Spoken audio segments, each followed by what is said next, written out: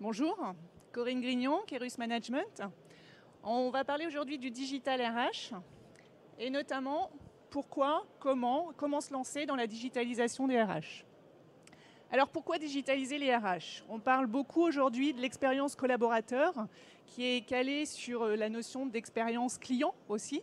L'idée, c'est vraiment de créer une relation personnalisée, s'appuyant sur une offre de services renouvelée qui va permettre à la fois d'attirer les talents, de fidéliser ces talents et de renforcer l'engagement des collaborateurs pour l'entreprise.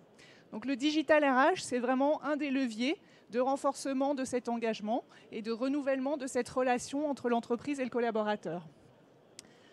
Donc le digital, ça commence par les MOOC, c'est ce qui est apparu dans un premier temps en termes de formation. On parle aujourd'hui de portail collaborateur, de digital workplace, on va y revenir, de chatbot, d'assistants conversationnels. On recitera également ces différents exemples. Où en est-on aujourd'hui dans cette digitalisation? Avant de passer sur des cas plus précis, on a mené chez Kerus Management une étude sur ce sujet, sur les pratiques de digitalisation fin 2017. Donc clairement aujourd'hui, les champs RH les plus investis par cette digitalisation, c'est le recrutement, c'est la formation, c'est la gestion des carrières.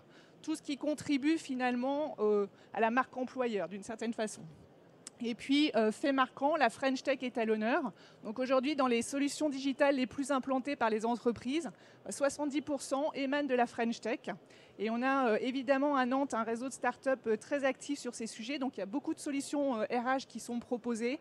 Il y a des Untool autour du recrutement, SwitchUp qui accompagne la mobilité, SpeechMe dans le domaine de la formation. Il y en a plein d'autres. Je ne vais pas pouvoir tous les citer. Vous pourrez les rencontrer pour partie sur le salon. Alors, que digitaliser? La digitalisation, ça va permettre aussi de créer une expérience différenciante. Donc, comme on l'a vu, ça concerne beaucoup le recrutement et la formation. Si je prends l'exemple du recrutement, et ça va être assez intéressant parce que ça va faire la suite directe pour ceux qui étaient là sur la présentation précédente, avec cette logique de gamification qu'on peut avoir. Donc, en termes de recrutement, l'idée, c'est de créer une relation différente, quelque chose de vraiment différenciant qui va impacter le candidat.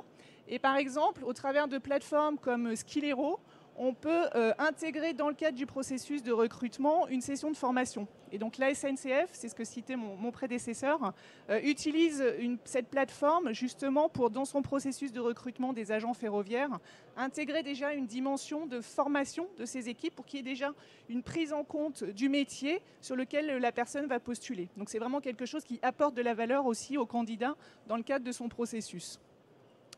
Sur la partie formation, on parle beaucoup de gamification. Sur cette partie-là, l'idée, c'est vraiment de pouvoir, encore une fois, créer quelque chose de vraiment très impactant pour les collaborateurs. Et donc, je citerai dans ce cas l'exemple d'Airbus à Saint-Nazaire, qui utilise des casques de réalité virtuelle pour former les ouvriers de sa chaîne d'assemblage. Donc, on est vraiment dans quelque chose de ludique, dont tout le monde a envie d'essayer. Ça permet en même temps à l'ouvrier d'être vraiment dans une situation réelle et en même temps de ne pas mobiliser les chaînes d'assemblage pendant cette session de formation. Donc c'est un double effet. Pardon.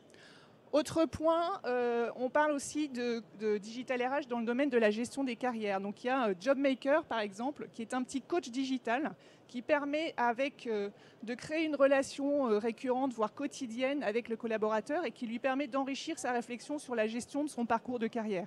Donc ça va lui donner des pistes de réflexion. Et bien sûr, ce coach digital ne va pas remplacer la relation que le collaborateur va avoir avec ses RH, mais par contre, ça va vraiment enrichir sa réflexion et permettre d'aller plus loin dans ses échanges avec les RH. Enfin, en termes de digitalisation, on parle aussi beaucoup aujourd'hui de digital workplace. Donc une digital workplace, ça permet à la fois de s'informer, aller chercher plus facilement de l'information, ça permet de s'organiser, aller aussi fluidifier un certain nombre de processus, dont l'accès à la formation, dont l'accès à tous les processus administratifs. Et ça intègre une troisième dimension qui est le collaboratif. Donc aujourd'hui, ça permet vraiment aux collaborateurs de pouvoir partager leur savoir, de pouvoir mettre à disposition de leurs pairs leurs expériences et leurs pratiques. Et pour information, aujourd'hui, on accompagne notamment la Caisse des dépôts sur la mise en place de sa Digital Workplace qui va être ouverte très bientôt à destination de 6000 collaborateurs. Donc comment se lancer?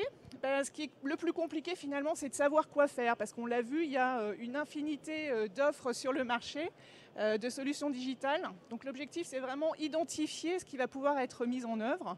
On préconise beaucoup pour ça l'approche design thinking, qui est vraiment complètement centrée sur les besoins des utilisateurs. Donc on va travailler avec les collaborateurs sur l'identification de ces besoins pour pouvoir évidemment répondre à ces attentes, mais bien sûr dans le cadre d'une politique RH cohérente. C'est pour ça aussi qu'on privilégie l'approche test and learn, qui va permettre de tester, valider ou tester, invalider, pour s'assurer que finalement ce qu'on va mettre en œuvre, ça serve cette politique RH globale. Et puis, dernier point finalement, évidemment il va falloir embarquer les équipes RH, et pour ça les convaincre que le digital ne va pas les remplacer. Au contraire, c'est vraiment... Bien sûr, ça va impacter leur métier, les transformer, mais ça va leur permettre aussi d'apporter plus de valeur aux collaborateurs qu'ils servent. Donc, en un mot, l'expérience collaborateur, ça ne remplace pas une politique RH. Au contraire, ça la sert. Et le digital, c'est vraiment un des leviers de renforcement de cette expérience collaborateur.